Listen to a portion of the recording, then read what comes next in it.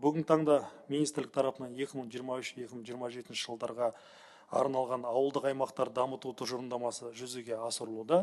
Бұл құжат ауыл өмірінің әртүрлі салаларын қамтитын бірқатар бағдарламалық құжаттардың ережелерін біріктірді. Осылардың ішінде ұлттық экономика министрлігі жауапты болып табылатын ауыл ел бесігі жобасы ауылдардың инфрақұрылымын дамытудағы негізгі құралдардың бірі болып табылады.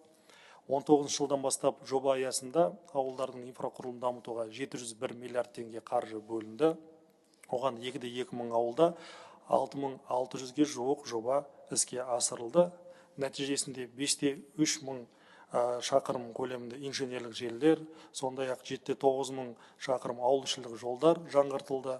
Сонымен қатар басқа да бірқатар әлеуметтік нысандар жаңадан салынып, немесе қайта жаңғыртылды.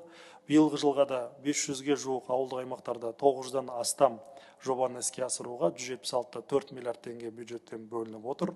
Бұл жобаларда бұған дейін айтқандағыдай әлеуметтік және инфрақұрылымдық жобаларды жаңғыртуға бағытталатын болады.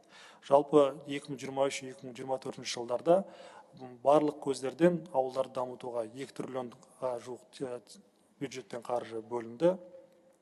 Оған қоғамдық және экологиялық қауіпсіздікті қамтамасыз етуге, жалпы әлеуметтік және инженерлік инфрақұрылымды дамытуға бағытталған жобалар іске асты.